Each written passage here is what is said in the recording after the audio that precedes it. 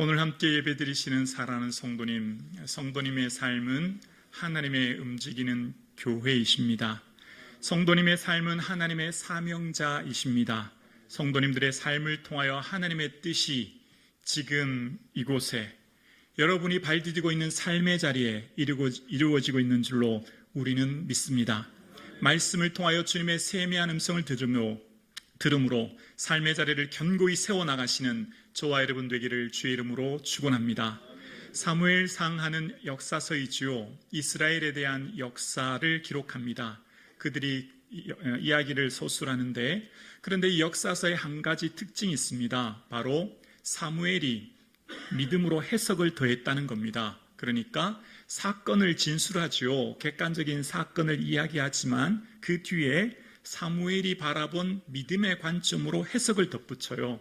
그래서 그 해석을 통해서 우리의 삶 또한 우리가 만난 인생의 많은 사건들과 일들, 그리고 문제와 위기를 어떻게 해석하며 어떻게 바라보며, 그래서 우리의 삶을 어떻게 세워갈지를 깨닫게 하는 게 바로 사무엘 상하이지요. 그래서 사무엘은 이 믿음의 해석을 통해서 사무엘의 관점으로 말씀을 바라봅니다. 바로 모든 일을 주관하시는 분은 하나님이시요, 그 하나님의 손길 아래 있음을 사무엘은 끊임없이 이야기합니다. 함께 예배하는 사랑하는 성도님, 우리의 모든 삶의 주관자 되신 하나님의 손길을 바라볼 수 있는 믿음의 눈이 열릴 수 있기를 주님의 이름으로 축원합니다. 하나님께서 일하시는 그 일들의 문제의 원인을 정확하게 파악해야 그 문제에 대한 대안을 제시하고 인생의 방향이 올바로 결정되지 않습니까? 그래서 성경을 통해서, 이 사무엘 상하를 통해서 일어나는 문제의 원인이 어디에 있고 어떻게 방안을 대처해야 될지에 대해서 우리에게 가르쳐 주는데요, 이 역사의 흐름되는 배후에 하나님의 손길이 있음을 바라보는 것, 그것을 끊임없이 얘기합니다. 그런데 안타깝게도 문제의 원인을 사람, 환경, 조건으로 바라봄으로 말미암아 하나님의 선하신 계획과 의도를 놓친 채 사람들로 인하여 좌절하고 낙심하는 일들이 있음을 봅니다.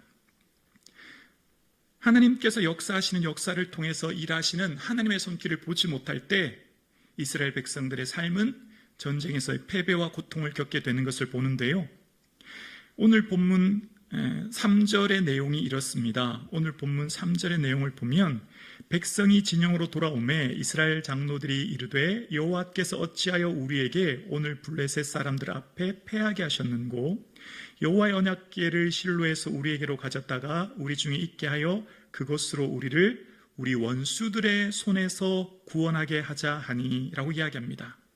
지금 일이 일어나는 이 패배의 원인, 전쟁이 일어났고 그 전쟁의 패배의 원인으로 인해 첫째 하나님을 원망하게 되고요, 그 하나님을 원망한 다음 블레셋을 원수로 규정하고 원수들의 손에 우리가 패배했다라고 이야기합니다. 그들의 삶 가운데 하나님의 역사를 바라보지 못함으로 그들의 이후의 대안도 잘못되는 것을 봅니다.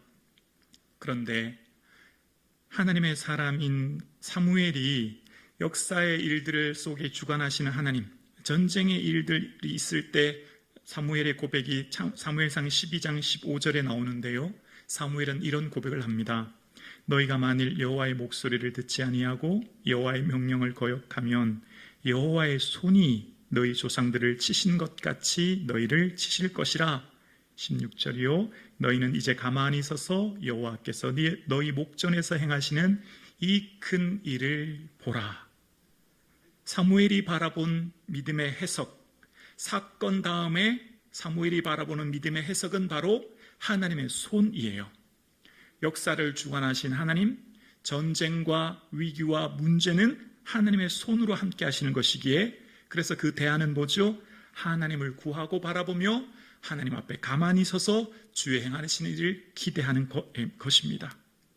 그래서 우리의 삶 가운데 하나님께서는 이 말씀을 통해 오늘도 말씀과 같은 믿음의 관점으로 우리의 삶에 일어나는 일들과 사건을 바라보기를 원하시고요, 그 일들을 이 사무엘의 관점처럼 해석하여 삶의 태도를 가지기를 주님은 원하시는 겁니다. 여러분, 우리의 인생에는 문제없는 인생은 아무도 없지요. 고난 없는 인생은 없는 것이죠. 누구나 인생을 겪는 위기와 어려움이 있습니다. 근데 그 위기와 어려움을 어떻게 바라보고 해석할 것인가는 그 삶의 방법으로 인해 태도와 방향이 결정되는 것을 봅니다. 역사를 주관하시는 분은 하나님이시요, 그 하나님의 손길 아래 우리가 있으므로 우리의 모든 삶에 하나님을 바라보며 구하는 은혜가 삶 가운데 있기를 주의 이름으로 소원합니다. 역사의 주관자 되시는 하나님, 그 하나님을 바라보지 못하는 이스라엘 삶에 국가적 위기를 맞게 되었지요. 그래서 1절을 이렇게 시작합니다. 사무엘의 말이 온 이스라엘에 전파되니라. 이스라엘은 나가서 블레셋 사람들과 싸우려고 에벤에셀 곁에 진치고 블레셋 사람들은 아벡에 진쳤더니, 에벤에셀에서 전열을 갖춘 이스라엘은 큰 위기의 상황 가운데 있습니다. 특히 이 전쟁은 승리하기가 굉장히 어려운 전쟁입니다. 왜냐하면 이 뒤에 등장하는 사무엘상의 내용을 보면 온 땅에 철공이 없었으니 라는 표현이 나와요. 그러니까 대장장이가 한 명도 없었다고 얘기하고, 괜히나 삽이나 도끼를 무뎌져서 가려면 블레셋으로 갔다는 표현과 함께 칼과 창이 사울과 요나단에게만 있었다는 표현으로 보아 이스라엘은 아직 제대로 된 철제 무기가 없고 제대로 된 무기 체계가 갖추어지지 않았음을 추측해 볼 수 있습니다. 그러니까 지금 전쟁은 매우 불리한 조건으로 전쟁을 치러야 되는 상황입니다. 그런데 우리가 잊지 말아야 될 것이 있습니다. 전쟁은 하나님의 손에 있죠. 지난 사사시대에 사사 드보라 시대 시스라의 철병거 900승과의 전투에서 승리한 경험이 이들에게는 있거든요. 그러니까 전쟁은 반드시 하나님께 있음을 기억해야 됩니다. 그런데 그들의 삶 가운데 2절에 패배하게 되는 것을 봅니다. 2절에 보면 블레셋 사람들이 이스라엘에 대하여 전열을 벌이니라. 그 둘이 싸우다가 이스라엘이 블레셋 사람들 앞에서 패하여 그들에게 전쟁에서 죽임을 당한 군사가 4,000명 가량이라. 전쟁에서 패하고 말아요. 전쟁에서 패한 사람이 4,000명이라고 합니다. 이전 가나안 땅 점령 당시 여호수아 때 아이성 전투에서 36명에 비하면 굉장히 많은 숫자 아니겠습니까?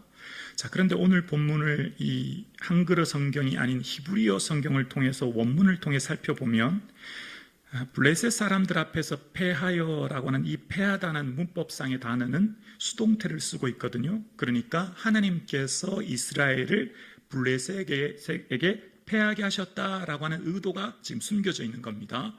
이 패배의 원인이 단순히 무기와 전략에 비롯된 것이 아님을 추측해 볼 수 있습니다.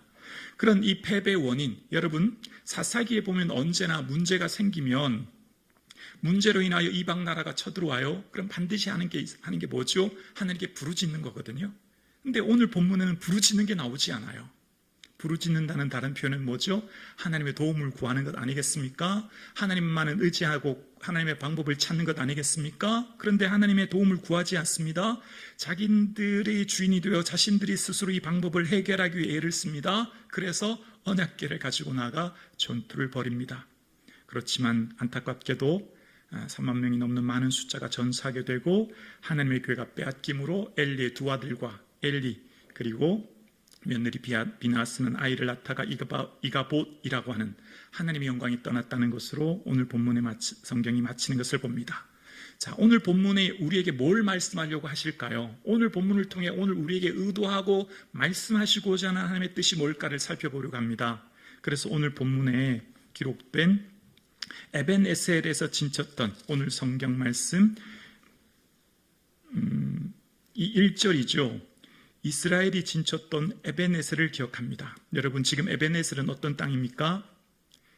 패배의 땅, 상처의 땅, 고통과 눈물의 땅입니다. 다시는 기억하고 싶지 않은 장소가 바로 에벤에셀입니다. 마치 병자호란 때 인조가 청나라에 항복하여 3정도의 굴욕을 겪었던 것처럼 그 장소가 바로 에벤에셀이에요. 수치의 장소, 아픔과 눈물의 장소인 에벤에셀을 지금은 맞이하고 있습니다. 오늘 함께 예배드리시는 여러분, 우리의 삶 가운데 지나온 역사와 과거 속에 여러분의 삶 가운데 에벤에셀이라고 하는 아픔과 고통과 상처의 눈물의 장소와 사건과 일들이 있지는 않습니까? 여러분 과거의 어떠한 일들로 인하여 현재를 은혜 가운데 살지 못하게 하는 그 아픔과 수치와 고통의 에베네셀이 여러분 삶 가운데는 있지 않으십니까? 그렇다면 그 과거의 에베네셀을 어떻게 다루어야 할지, 그리고 그 과거의 에베네셀을 어떤 관점으로 해석하며 바라보아야 될지를 오늘 사무엘상은 우리에게 말씀하십니다. 1차 전투가 마친 뒤인 2차 블레셋 전투는 정확히 20년 후 전쟁이 벌어지게 되죠. 그 2차 전투에서 이스라엘은 완벽한 대승을 거두게 됩니다.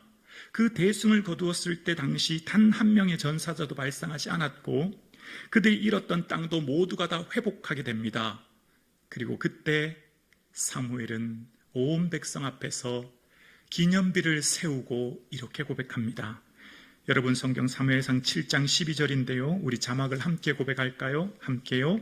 사무엘이 돌을 취하여 미스바와 센 사이에 세워 이르되 여호와께서 여기까지 우리를 도우셨다 하고 그 이름을 에베네셀이라 하니라. 아멘. 기념비를 세우고 그 돌에 새긴 이름이 에벤에셀이라고 하는 이름을 새겼다는 겁니다. 에벤이라고 하는 것은 돌이고요. 에셀이라고 하는 것은 도움입니다. 도움의 돌이라고 하는 기념비명을 세웠다는 거예요. 어떻게 해요? 과거 그때부터 지금 여기까지 한결같은 하나님의 은혜가 우리를 붙들고 있음을, 과거에는 비록 수치와 굴욕과 고통과 아픔이었지만 하나님이 그것을 회복시키시고 변화시키시고 새롭게 하시사 여기까지 인도하신 하나님의 은혜를 바라보도록, 더 이상 과거의 상처, 얼룩, 고통으로 발목이 잡혀 현재를 억압당하는 삶을 살지 않도록, 과거의 모든 상처 앞에서 자유하도록 이제 에벤에셀이라 명칭하며 하나님께서는 이스라엘 앞에서 에벤에셀이라는 이름을 새롭게 말씀하십니다. 이스라엘 백성 앞에 사무엘은 그들의 삶 가운데 새로운 이름을 지을 수도 있고 자신의 이름을 본따 기념비도 세울 수 있었을 거예요. 마치 사울이 아말렉과의 전투에서 갈멜에서 자신을 향해 기념비를 세웠듯이 사무엘도 아마 그렇게 할 수 있었지만 그렇게 하지 않습니다. 사무엘의 삶 가운데 하나님께서 어떻게 역사하고 계시는지, 하나님께서 한결같은 사랑으로 우리를 붙들고 계심을 깨닫도록 하기 위해 슬픔이 변하여 춤이 되게 하신 하나님, 베옷을 벗기고 기쁨으로 띠띠우신 하나님, 그 하나님을 바라보도록 오늘 함께 예배드리시는 사랑하는 성도님, 우리의 삶 가운데 과거의 상처와 눈물과 아픔의 땅과 그 일들과 사건이 있지 않았습니까? 하나님께서 오늘 저와 여러분의 삶 가운데 새롭게 그 과거를 재해석하며 하나님의 손길로 바라보며 수치와 고통의 에베네셀이 아니라 기쁨과 감사와 영광의 에베네셀로 고백하게 하십니다. 오늘 함께 예배드리시는 사랑하는 성도님들의 삶에 이 자유와 평안의 은혜를 누릴 수 있는 이 주일 아침 되기를 주의 이름으로 축원합니다. 하나님의 위대한 역사는, 창조는 무에서 유를 이루시지만 하나님의 구속 역사는 변화와 회복을 통하여 주의 역사를 이루십니다. 하나님이 역사하시는 구속의 역사는 기존에 있던 그 사건과 일들 혹은 사람을 변화시켜서 주의 일을 하시죠. 야곱을 이스라엘로, 베드로를 시몬을 베드로로 바꾸시는 것처럼 하나님께서는 과거의 그 일들을 통해 바꾸셔서 새롭게 역사하시는 분이 하나님이에요. 오늘 우리의 삶도 마찬가지입니다. 내가 비록 연약하고 부족하여도 하나님께서는 다시 우리에게 기회를 주시고, 다시 우리에게 용기를 주시고, 다시 우리에게 비전을 주시고, 과거의 그 모든 에벤네셀을 잊고 소망의 에벤네셀, 영광의 에벤네셀을 바라보도록 우리를 초청하고 계십니다. 예배하시는 성도님들의 삶에 이 은혜를 누리는 아침 되기를 주의 이름으로 축원합니다. 그래서 이유 없이, 이유를 알 수 없는 내 선택이 아니라 타인의 누군가에 의해서 보내어진 장소에 살았던 사무엘. 네, 천천히 끄셔도 돼요. 네. 나의 의지와 상관없이 보내진 장소는 사명의 장소거든요. 내 선택과 결정이 아닌 누군가에 의해 보내어진 장소, 그곳은 사명의 장소인데요. 그 인생길을 살았던 사람이 사무엘이지 않습니까? 바로 나실인의 삶을 젖된 후부터 지금까지 살게 되었습니다. 여러분, 그렇게 보내어진 사무엘의 삶은 하나님이 준비하시는 삶, 하나님의 사명자의 삶이었고, 아이 사무엘은 20년 동안 준비되어서 하나님의 사람으로 준비된 것을 봅니다. 그래서 사무엘상 4장과 7장은 20년이라고 하는 긴 시간의 갭이 기록되어 있지요. 그 시간 동안 하나님의 손길로 사무엘을 준비하사 하나님의 사람으로 세워가셨던 것을 보게 됩니다.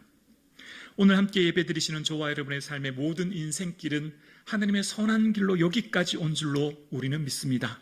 비록 내가 선택한 길일지라도 우리 마음에 소원을 두신 하나님께서 그 마음의 기쁘신 뜻대로 우리에게 소원을 주셔서 하나님의 그 소원 주신 길로 우리를 인도하고 계신 줄로 우리는 믿습니다.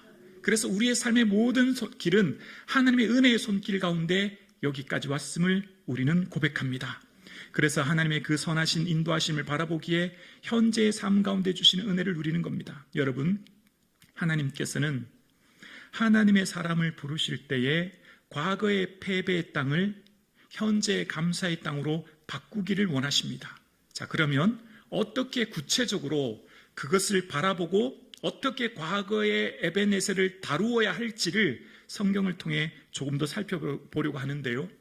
과거에 있었던 그 일들을 어떻게 다루어야만 내 삶 가운데 새로운 에베네셀을 경험할지를 오늘 본문을 통해 깨닫게 됩니다. 먼저 이스라엘 백성들 앞에는 큰 위기를 닥칩니다.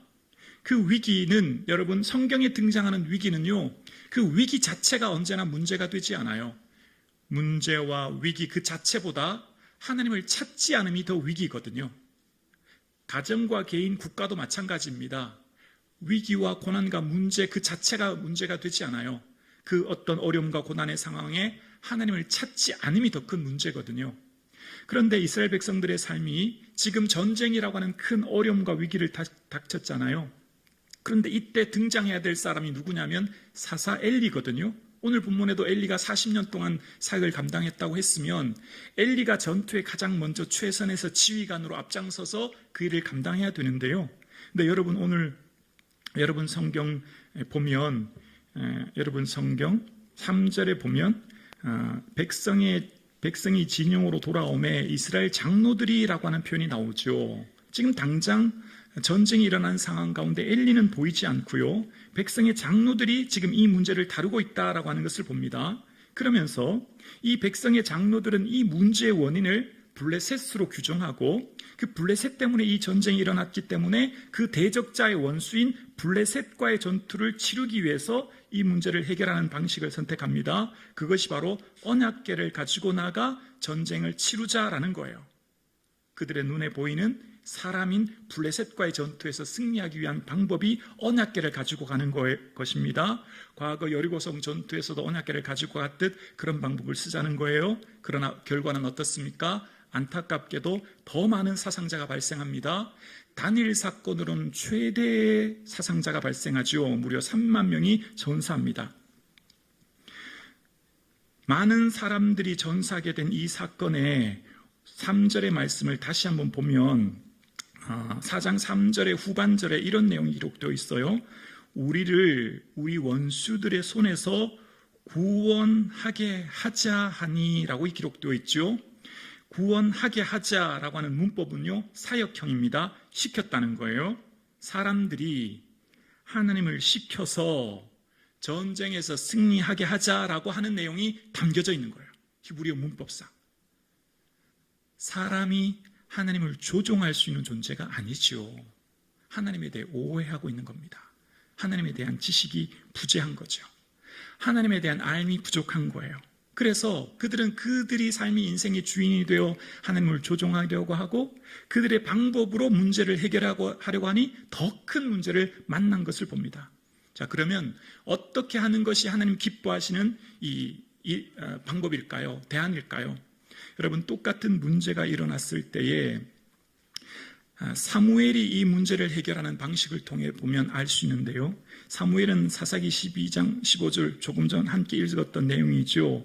여호와의 손이라고 하는 표현과 함께 하나님의 손이 그 일을 다 이루신다는 것을 봅니다. 그러면 하나님의 손이 그 일을 이루시기 때문에 그 문제를 해결하는 분은 하나님이시니 하나님께 도움을 구하지요. 그래서 사무엘상 7장 9절에 보면 블레셋의 전투가 일어났을 때에 이런 내용이 나와요.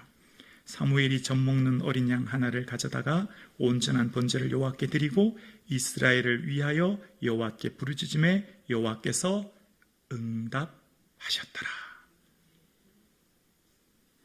이 문제를 다루시는 분은 하나님이시니 하나님을 향하여 부르짖어 간구하여 하나님의 은혜를 구하게 되고 하나님이 응답하셨다고 하는 것을 이야기합니다. 그럴 때 단 한 명의 사상자도 발생하지 않고 과거에 잃었던 영토를 회복했다고 하는 것을 이야기합니다. 사무엘의 삶 가운데 문제와 위기를 다루는 방법은 하나님이 그 일을 해결하시니 하나님의 은혜를 구하고 찾는 것입니다.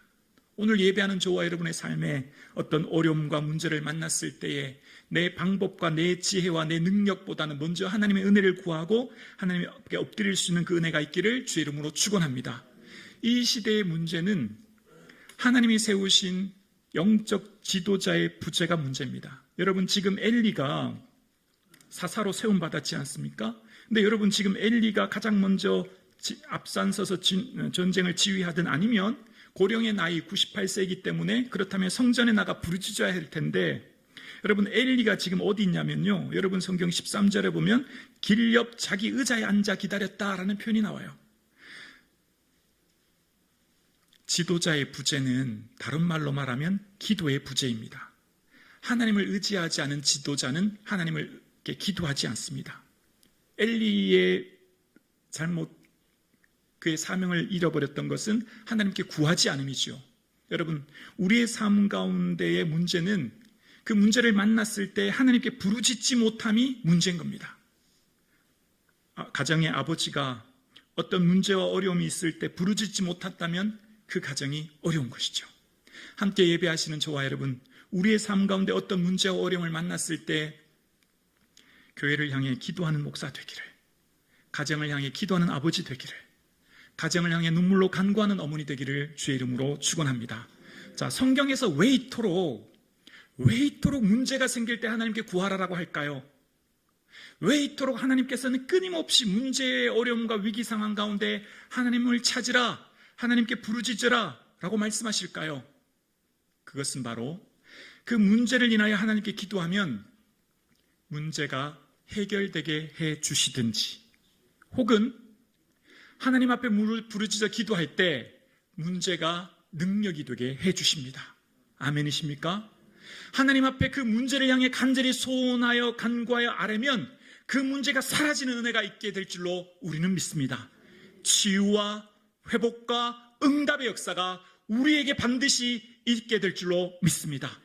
좋으신 하나님께서 우리가 우리의 삶의 문제를 품고 주 앞에 날아가면 하나님께서 반드시 응답해 주시는 하나님이신 줄로 우리는 믿습니다. 또한 우리의 삶 가운데 그 문제를 인하여 하나님께 기도하면 문제가 내게 능력이 됩니다. 문제가 내게 여전히 있지만, 마치 육체의 가시가 그대로 내 가운데 있지만 약한 데서 온전하게 된 것이 되도록 하기 위해, 오히려 그 약한 것이 크게 자랑거리가 되게 하기 위해, 그 문제가 내게 능력이 되게 하기 위해 그 은혜를 주시고 그것을 넘어서는 은혜를 우리에게 주실 줄로 믿습니다. 그래서 하나님 앞에 기도할 때, 하나님 앞에 내 삶을 주께 아릴 때 문제가 사라지게 하시든 혹은 문제가 능력이 되게 하시는 은혜를 우리 모두가 누릴 수 있기를 주의 이름으로 축원합니다. 사무엘 상하를 읽으면 한 가지 패턴이 나오는데요, 사무엘 상하에 기록된 특징은 장을 시작할 때 한 사람의 인물의 이름으로 장을 시작합니다. 예를 들면 한나가, 혹은 아이 사무엘이, 혹은 다윗이, 사울이, 이런 식으로 매 장을 시작하는 경우가 일반적인 패턴이에요. 그런데 어떤 인물이 아닌 다른 나라의 족국의 이름, 블레셋 사람들이 혹은 원수들이, 이런 표현이 등장하면 뭔가 문제가 생긴 거거든요. 그래서 이 다음 5장에도 보면 블레셋 사람들이라고 하는 등장으로 첫 5장 1절을 시작합니다. 그럴 때는 반드시 문제가 생겼다는 거예요. 위기가 생겼다는 거거든요. 전쟁의 위기를 만났다는 겁니다. 자, 우리가 그럼 한번 생각해 볼게요. 하나님은 사랑의 하나님이시잖아요. 좋으신 하나님이시죠? 우리를 선한 길로 인도하고 계신 줄 우리는 믿습니다. 왜 그러면 블레셋을 보내셨을까? 왜 전쟁을 만나게 하셨을까? 왜 그 위기를 만나게 하셨을까라는 거예요. 여기서 우리는 이해되지 않아요. 전쟁이 없으면 안 되나요? 위기가 없으면 안 되나요? 안 되지 않나요? 평탄하게, 형통하게, 아무 문제 없이 지나면 얼마나 좋을까요? 근데 사무엘에 등장하는 블레셋 사람들이 등장해요. 그리고 국가적인 어려움과 위기를 처하게 하십니다. 그런데 블레셋 사람들이라고 하는 말이 등장하면 반드시 그 일을 통해서 하나님이 어떤 분인지를 이스라엘뿐만 아니라 온 세계 열방에 드러내 보이시는 하나님의 역사를 보게 하십니다. 블레셋 사람들이라고 하는 위기와 문제를 만나면 그 사건, 그 위기, 그 어려움을 통해 하나님이 어떤 분이신지, 하나님이 어떻게 역사를 주관하시는 분이신지, 하나님의 주되심을 나타내는 사건인 줄로 우리는 믿습니다. 여러분, 그래서 여러분 성경 사무엘상 5장 6절과 7절에 보면 이런 말씀이 기록되어 있습니다. 여호와의 손이 아스돗 사람에게 엄중히 더하사 독한 종기의 재앙으로 아스돗과 그 지역을 쳐서 망하게 하니 아스돗 사람들이 이를 보고 이르되 이스라엘 신의 괴를 우리와 함께 잊지 못하게 할지라 함께요 그의 손이 우리와 신 다곤을 친다 하고 그들이 지금 보고 있어요. 다곤을 섬기는 우상 숭배하는 자들이 하나님의 손을 보고 그의 손이 역사하여 우리가 믿는 신 다곤을 치고 있다. 하나님이 어떤 분인지를 이스라엘에게, 블레셋에게 보여주고 계시는 사건이 바로 블레셋으로 말미암은 전쟁의 사건입니다. 이 다음에 또 이런 일이 일어나죠. 언제였죠? 바로 다윗과 블레셋 전투입니다. 블레셋의 전쟁으로 인해서 다윗이 등장하게 됩니다.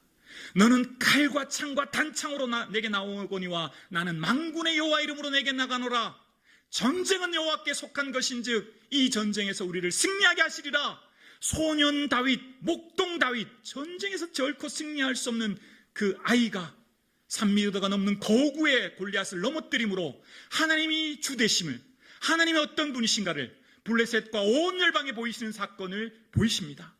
오늘 함께 예배드리시는 사랑하는 성도님, 위기를 만나며 문제를 만나며 어려움을 만났다면 그 문제를 통하여 주가 주되심을, 하나님 하나님 되심을, 하나님의 능력을 경험하며 목도하는 삶, 그 경험의 때가 바로 그때인 줄로 우리는 믿습니다.